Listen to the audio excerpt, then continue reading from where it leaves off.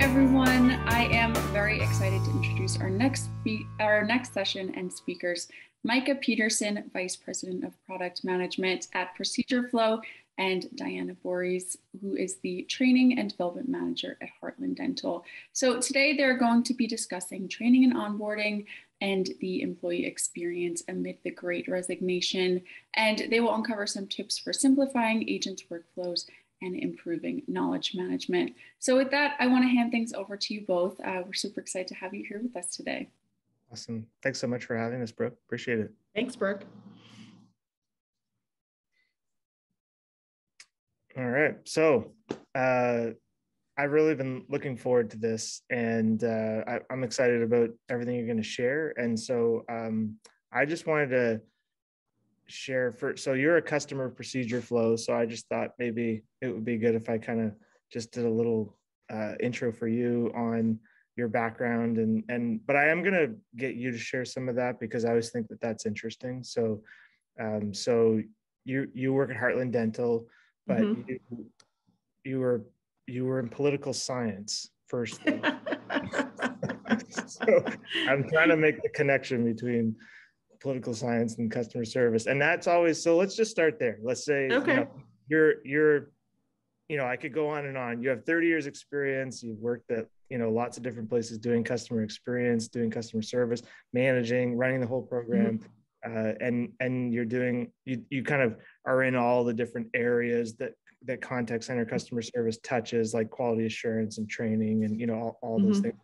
And so it's a privilege to be talking to you about this type of stuff. And what I really want people to take away is that, from your experience, your wealth of experience, is there like maybe people that are new to directing contact centers, or maybe you've been in it for a while and you just need some new insights, and you can help them to provide them with those things. So that's what I'm really most excited about. But before we, get into the specifics of what, how you guys implemented Procedure Flow and stuff, I wanted to just ask you how you made that decision to start doing customer service and why you stuck with it, right? Because you can just work in a call center and then just, save up some money and go do something else, and you have a long career. So tell me about that a little bit.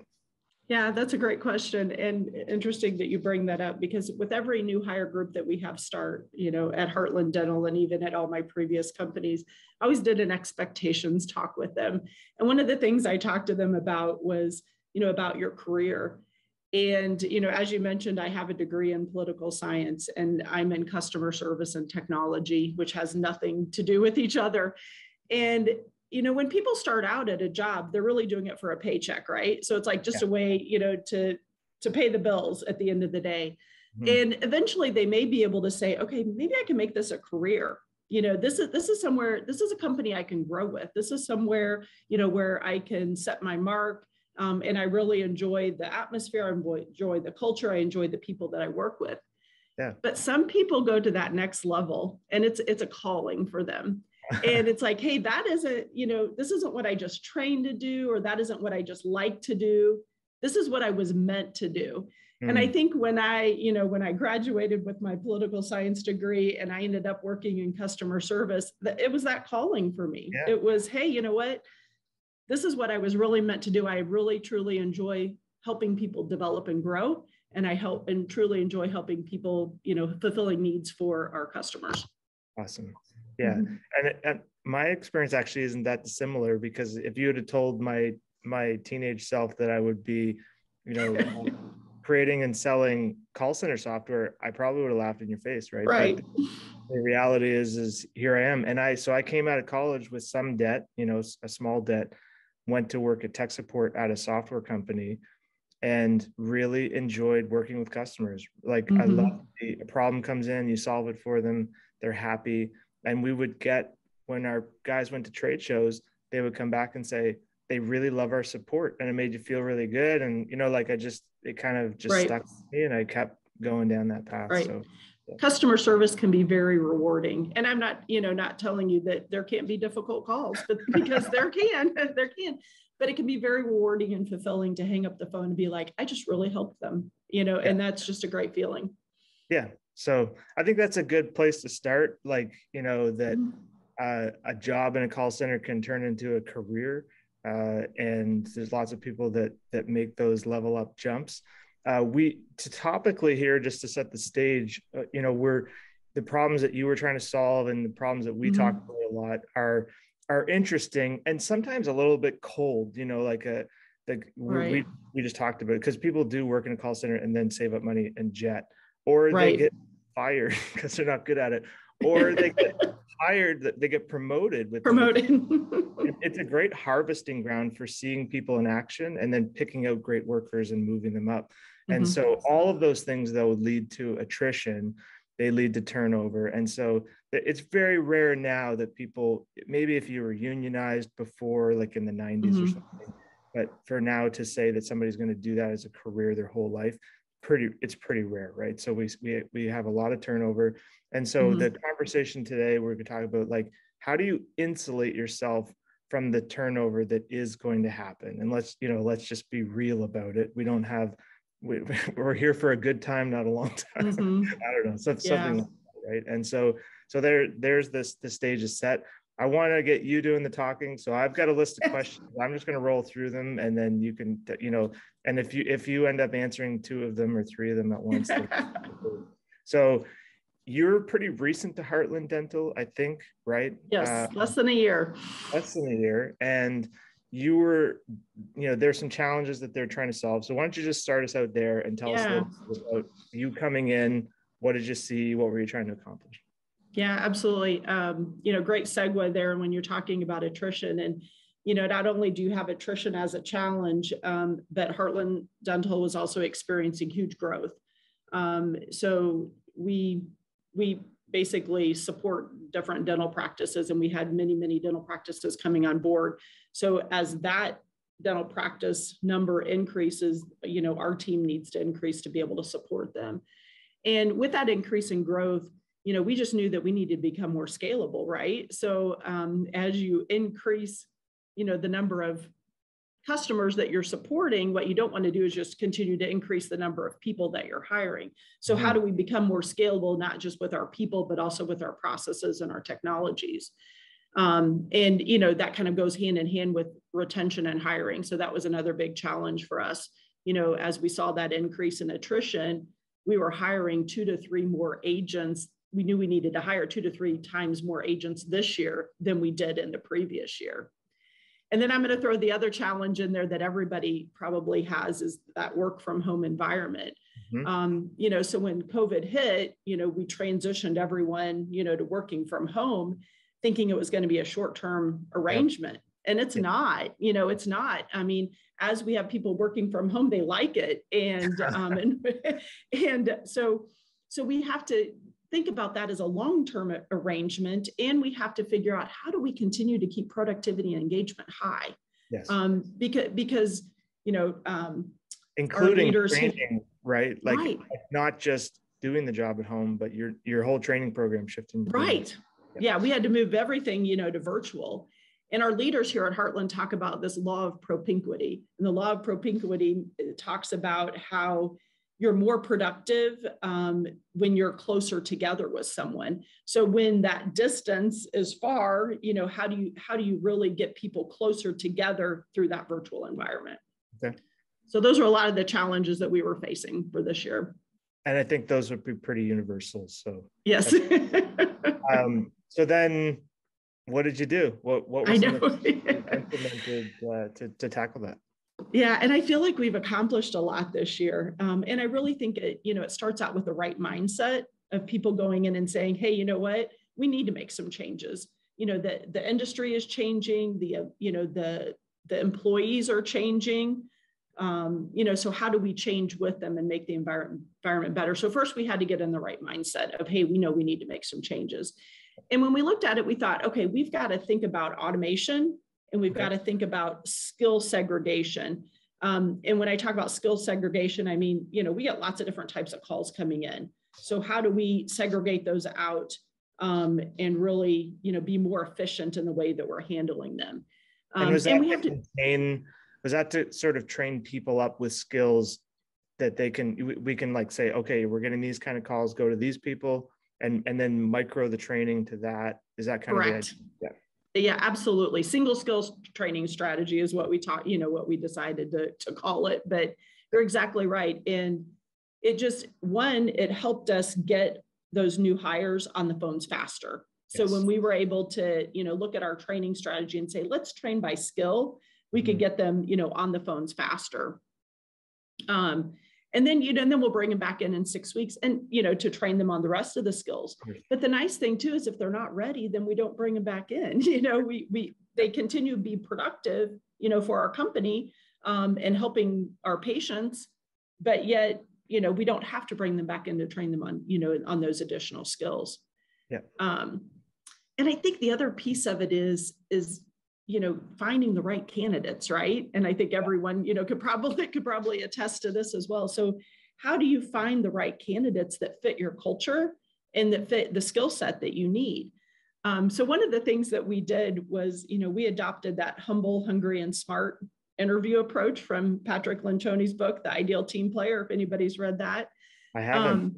You haven't. Put that one on your list. I will. I'll get you to send it to me after, but. Yeah, it's a good book. But basically, it's The Ideal Team Player by Patrick Lencioni. But and the hungry, humble, and smart. Hungry, humble, and smart. Yeah. So, hungry are people that that want to grow in your company. People that are really excited about their work. They're always looking for that next thing. So those are the hungry people that you have to find. Humble is, what it says, you want people that drive for results and do a good job, but aren't egotistical about it. Yes.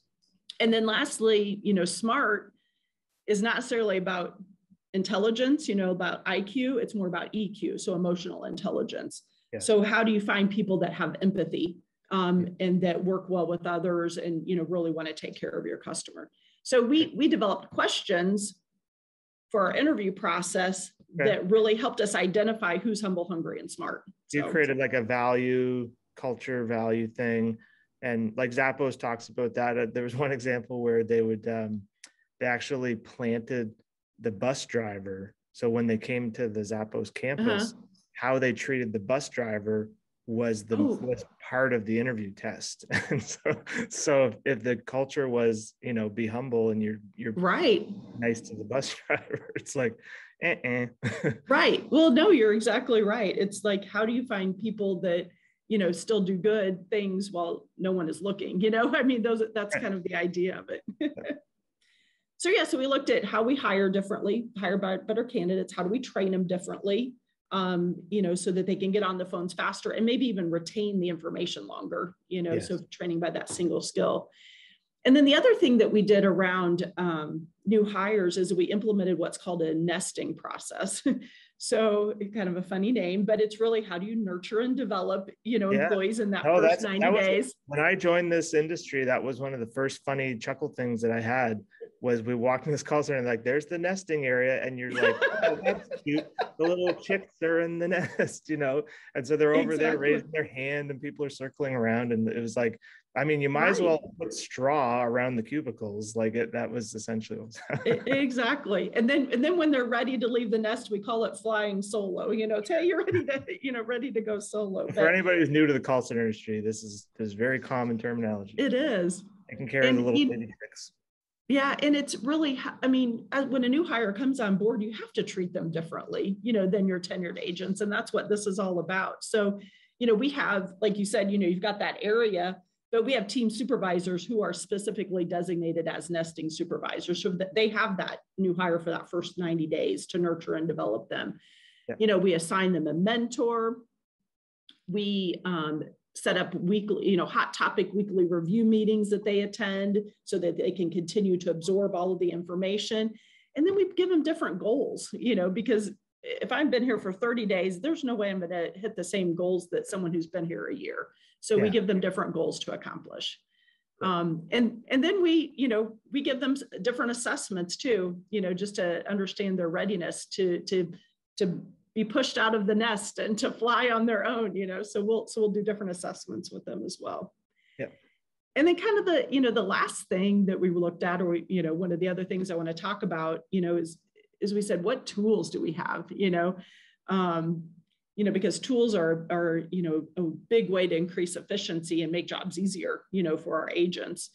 And how could it have an impact on not just the people making the job either, but the process, making it more consistent across the board? And then the tool would be the technology piece. We like to talk a lot about people, process, and technology here. Yeah.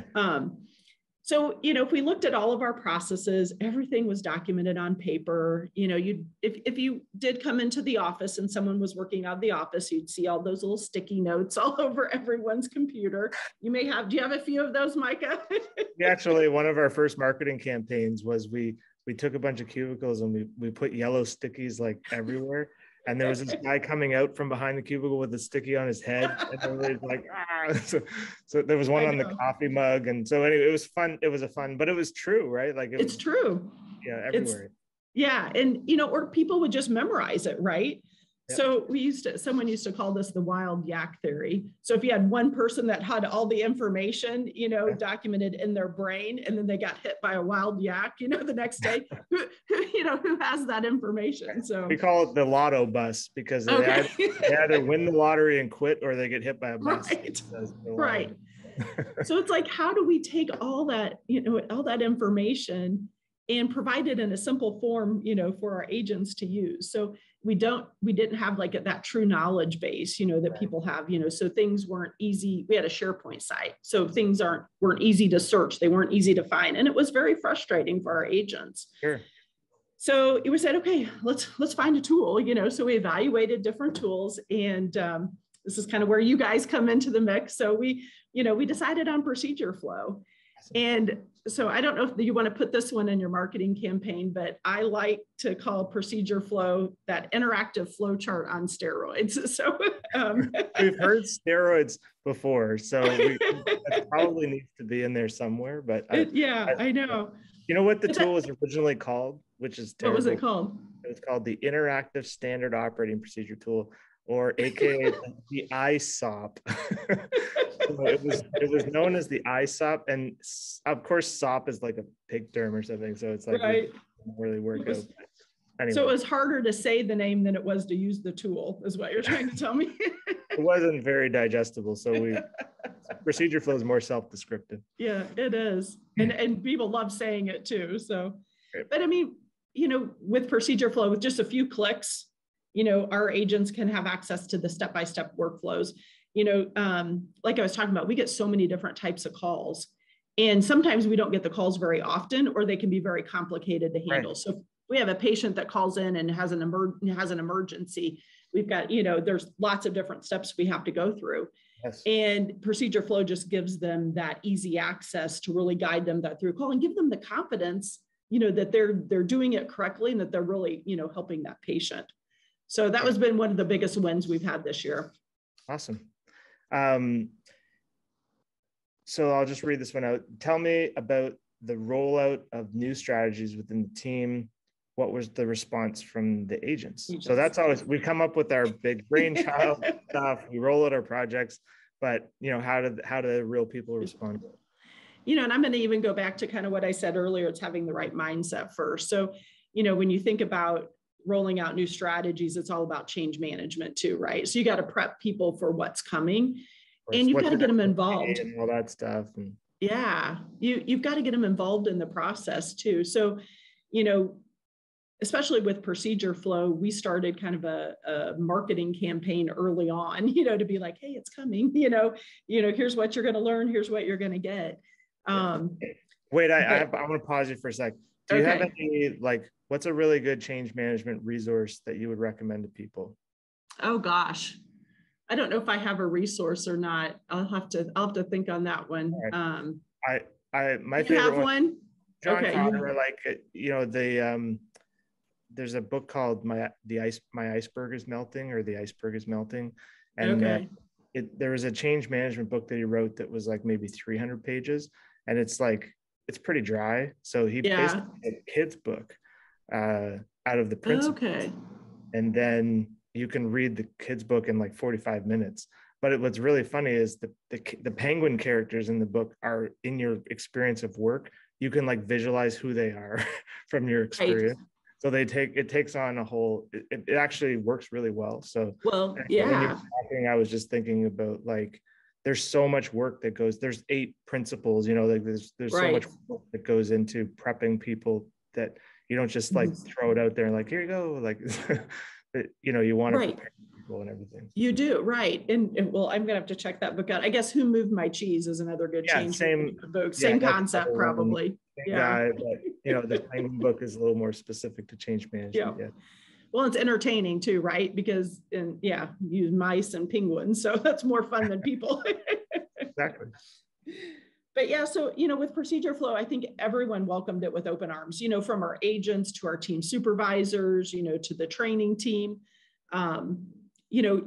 When our new hires start, we have them send every day we have them send a reflection. So tell us about your day. What did you learn? What was challenged? What did you find challenging? And it was just amazing, all the comments that, that they would have about procedure flow. They'd be like, oh, this is going to make my job so much easier. Or I really liked, this tool, it was easy to use. So we got a lot of good comments and feedback right away, when we introduced it during training. And even we're at the place now with procedure flow where we have our agents using it so often that they're giving us feedback. They're saying, hey, can you make a flow for this? Or, this flow isn't quite right. Or can you make an update to this one? So it's great that they're being interactive with it and providing us that feedback back. So that's awesome. Yeah, it means they're in there actually using it, right? Exactly. And then, with the training strategy changes, we send out surveys. Okay. And we've been sending out surveys to our new hires and, hey, tell us how we did. Did you like the training? Did you like the trainer? What would you change about it? And we just had, overwhelming positive results on this training strategy. And in fact, we sent a recent survey out just a couple of weeks ago. And we said, okay, if we had to do it all over again, and we trained you on all the skills up front, would you like that better? And they were like, no, I wouldn't. No, they said it's very good to get acclimated to that one skill and then move on to something else. So interesting. Jeff Toyster is a guy that we work with from time to time. And we did a session with him where he basically talked about scenario-based training, which is what you're which is that you start with a basic set, you get comfortable with the system, with the process, and then you add on to that and you say, okay, it's kind of the same. Now you do this as well, and you build on it. And so people, the forgetting curve would say people will forget classroom stuff after 7 days if they don't get to do it. You know what I mean? Right. And so getting them to the work as quickly as possible is really, really important for success of memory retention and, getting the exercise, getting it in motion. So that's really smart. Yeah. Yeah, no, you're exactly right. I think another concept we came across was called spaced repetition. So it's about repeating the same things over and over again. And if you give too much difference in there, then they don't have that same repetition over and over again. So yeah. So we've had, great results, and response from the teams with the changes we've made. So then from a metrics or from a success perspective, like what, if the agents like your whole approach, what results did you then see? What was the benefit of doing all that?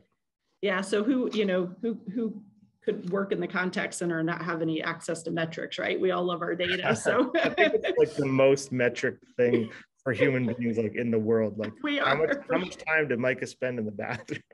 Like it's crazy, right? I know we are very, very metric driven. And sometimes you can get obsessed with it too. It's just like, okay, I've got to step away for a minute, but definitely two big areas that we saw,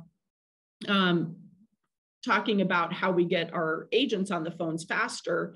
Another reduction that we saw in time was with our trainers. So when we have new hires that come on board, we go through content training with them. We do scenarios, we do exercises, mock calls, listen to calls, all those things. Yeah. But then when they're ready to actually start taking calls, we assign them a trainer, like a one-on-one trainer. And that trainer can hear the conversation and actually see their screen too. So they're kind of like that little voice in their ear that's like, hey, no, don't do that. No, don't click there. Tell the patient this, if they need to. And before we started any of these changes with these strategies, it took an agent, a new hire, 94 hours with their PSR trainer before they were on the phone, ready to be solo on the phones by themselves. Cool. And with all of these changes, we've reduced that down to 50. And in fact, I think the higher class we have going on right now, it's going to be about 45. That's so awesome. Yeah, that's like a full week, right? It's something. A full week. Yeah. It's a full week of now these trainers that were normally on the phone, but have been pulled away from the phone to help the new hires. Now they're back on the phone, and we can help more patients, right? Yep. So yeah, so that's been a huge success. That equates to FTEs basically, depending on how. Absolutely. And our connect rate. So we track how many phone calls we handle, in a day. We call that our connect rate. So our connect rate can go up too. Yeah. And then we've talked about the year of the Great Resignation, right? So everyone is seeing, attrition. So retention is definitely something we've been focused on this year. And when I looked at new hire turnover, so the first 90 days, what our turnover or, our attrition rate was, it was 20+%. Okay. And through the end of November, it's been less than 15%. So we've seen a decent movement in our retention rate, to say, okay, we're retaining people longer in that first 90 days because of a lot of the changes that we've made. Yeah, that's huge, because then all that cuts down on all that recruiting you have to do. And right. That's really tough. So it's good. Right. Yeah, absolutely. Like if you think about a new hire, the cost of a new hire, it's not just about what you pay them. It's about the time you spent to hire them, and to, get them onboarded and everything too. So, so those are two big metrics. Thing that I've heard for, reasons for turnover in the first 90 days is basically overwhelmed. Like they feel like by the time they get to actually taking a call, that it's just too much. And they're like, correct. I could serve somebody coffee and make the same amount of money, and they're going to say, thank you. Here, I'm going to get yelled at. I don't know what I'm doing. So it's like, the more comfortable they feel and prepared they feel for the job, the right. better they think. Yeah. It's how do we instill that confidence in them, and, with giving them tools, with giving them a different process, and then, with segregating their skill training, that has helped completely build their confidence in what they're doing. So we've had some good success. That's awesome. And I'm curious too, did you see value for existing agents? So like there's the cutting down of training. I assume you got some, like you talked about reducing that nesting period, right, by almost half, which is great. That's what when we put our sales deck together, we're like, this is what our customers do. And it sounds crazy, but it is literally in half. And then, but existing agents, like talk about that a little bit. Like, what was it like for people that were already doing the job, already maybe thought they knew what they were doing? You're adding things into their world. How did that go? I love the comment you made that they thought that they knew what they were doing, because I think, because with procedure flow, we did find, they did find areas where they're like, oh, I didn't know I was supposed to be following this process. And a lot of it had to do with, change that happened. So a process changes and an email gets sent out.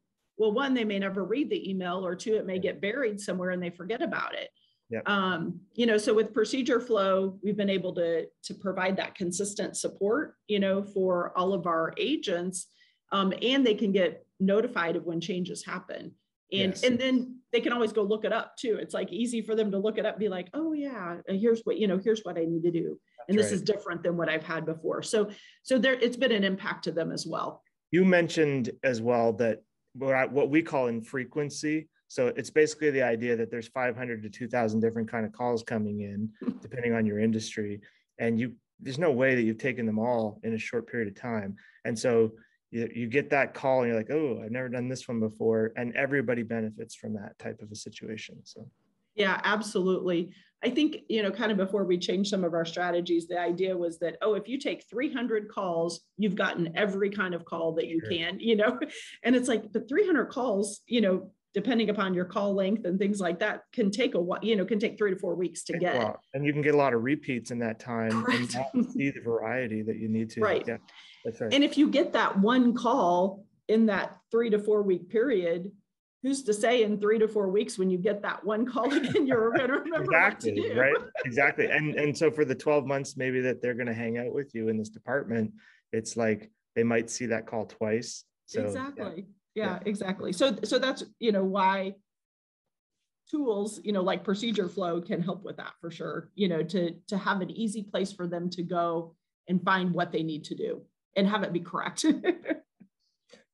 So this may be obvious based on all the other things that you've answered, but I'm just going to put it out there anyway, just kind of as a summary, so you can summarize for us. But like, you know, when you looked at Procedure Flow, did a demo with us, that kind of thing, why did you ultimately, you know, decide to take the leap versus lots of other alternatives that are out there and approaches as well?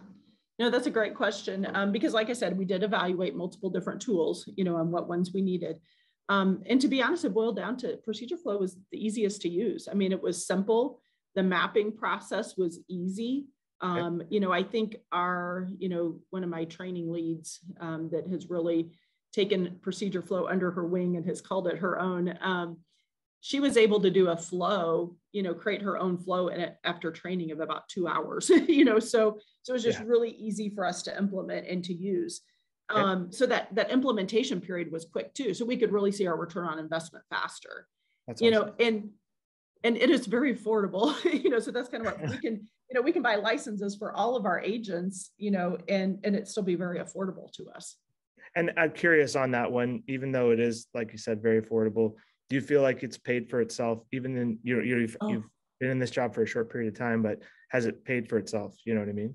In that period. Absolutely. You know, if I think about the, you know, just reducing those PSR you know, those trainer hours for a week, you know, if I think about that over the, you know, 7 classes we've had since we've implemented it, you know, that's 7 weeks of one, you know, of an FTE, you know, that we've been able to save. So, you know, so just that one in itself has, you know, has proven its value. And those are your best agents, which means, you know, your CX is going to take a hit if your best agents are with your new people, right? So you hit the nail on the head there. These are our best agents. We're pulling out the phone to help our new hires. So exactly.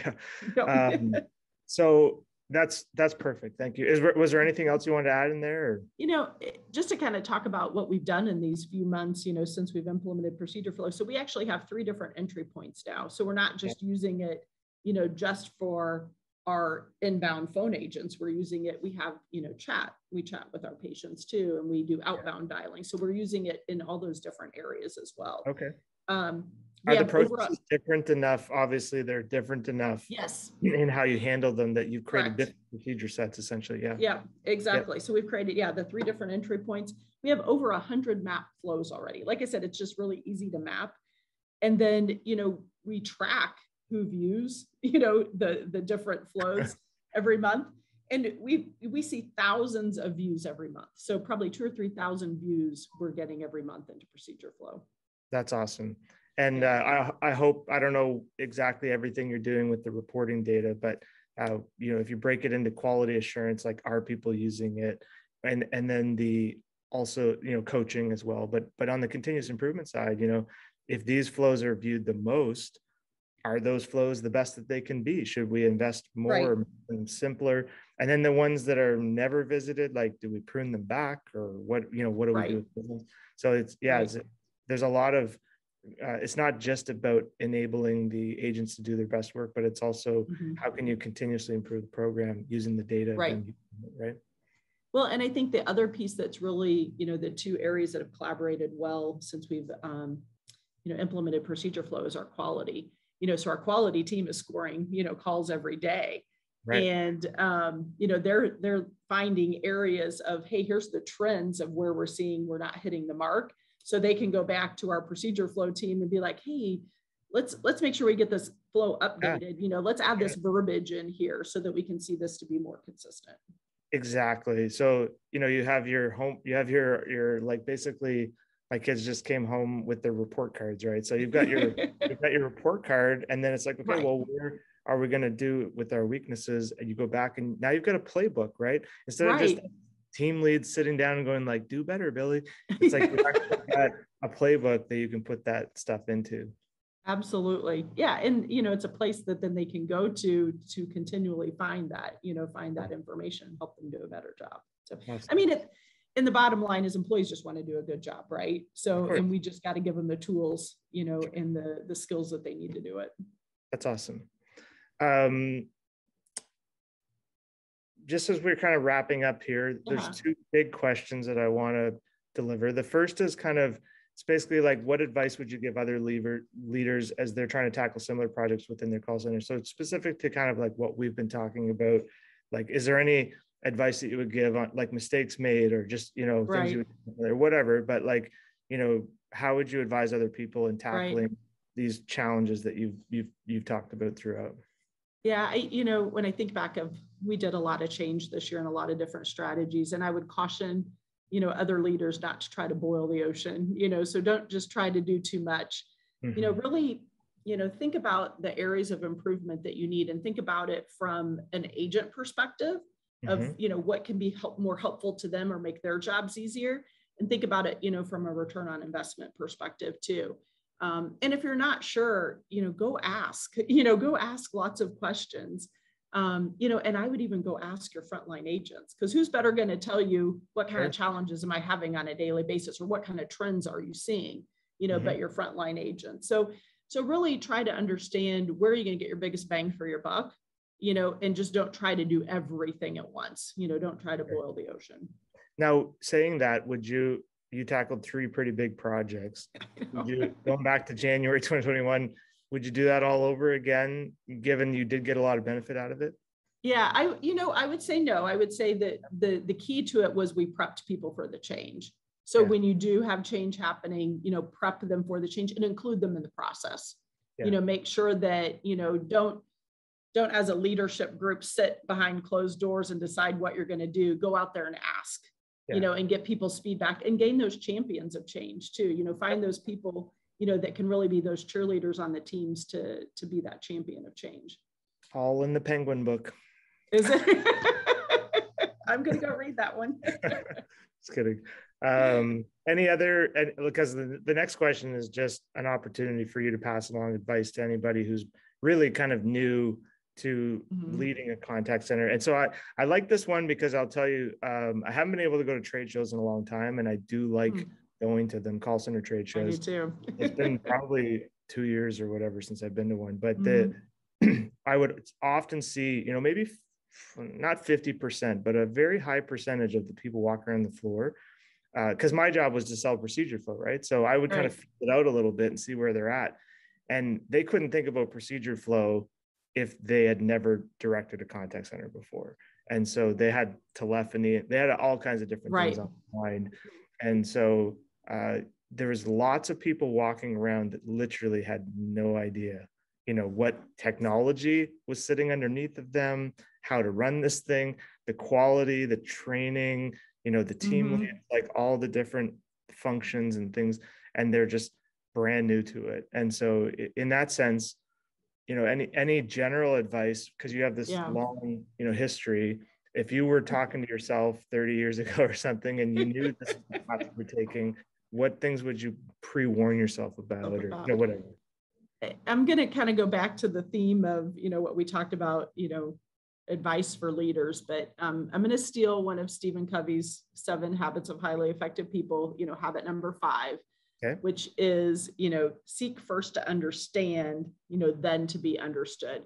So I think it really goes back to, what I said about don't go behind closed doors and make a bunch of changes, seek the feedback of the people that are most important in your department, which are your frontline agents. I think so many times we listen to respond versus wanting to listen to understand. And so we need to ask all the right questions so that we truly understand where the challenges are, and where we can have that biggest impact. So I would definitely tell them, listen. Listen's the biggest, one of the things that I can tell people to do the most.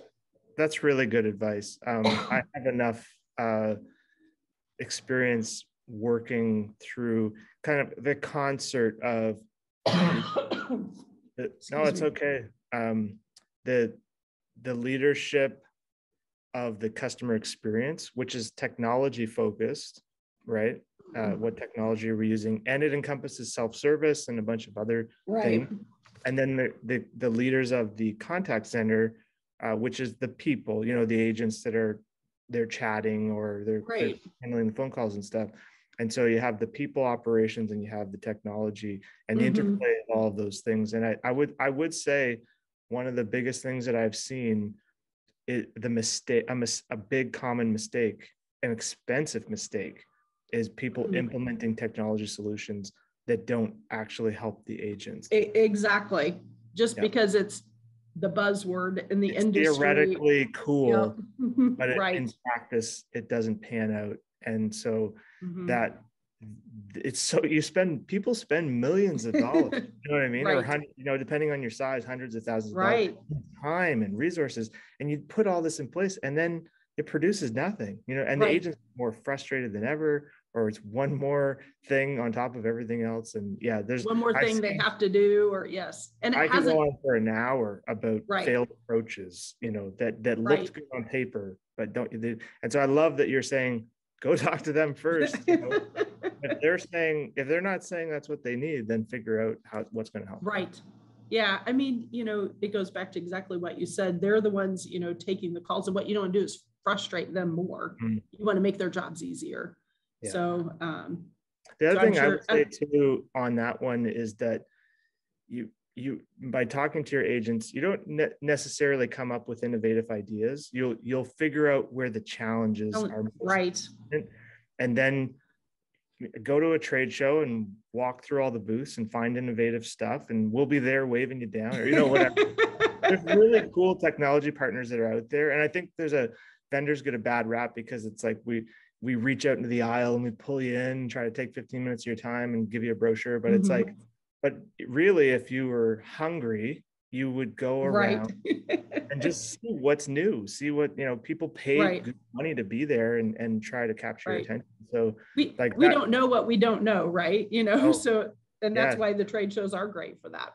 Yeah, and if you're at a virtual trade show, scan the banners, you know, go through, visit the websites, and you never know, you might find something that's really cool that could be really helpful. So anyway, I'm taking over here, but no, that was good feedback. More. Do you have any more advice?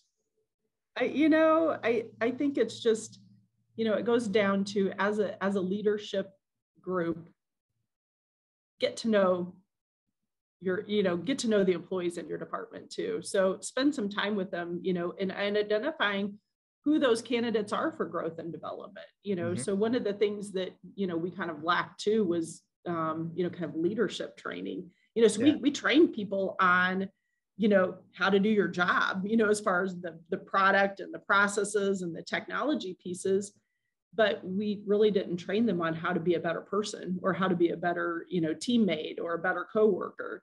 And, you know, so I think that's a piece of the development we've always got to, you know, focus on, as well as, you know, how do we grow people into that next position? That's really cool. Have you ever heard the Virgin guy? What's his name?